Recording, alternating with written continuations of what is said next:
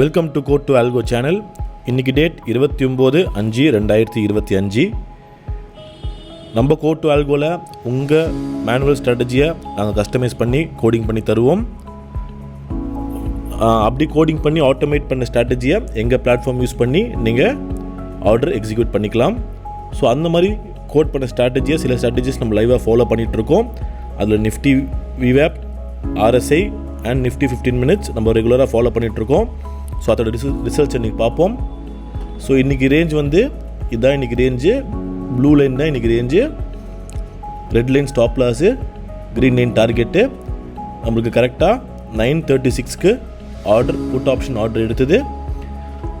கரெக்டாக 10:05க்கு வந்து stop loss hit ஆகிடுச்சு.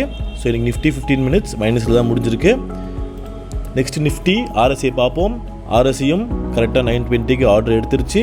எடுத்தோடனே கால் ஆப்ஷன் எடுத்து மார்க்கெட் கீழே வந்ததுனால அங்கேயும் கொஞ்சம் மைனஸில் முடிஞ்சுது.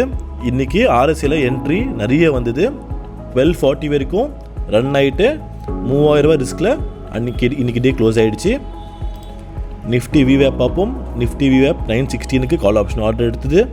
மறுபடியும் 9:18க்கு புட் ஆப்ஷன் ஆர்டர் எடுத்தது.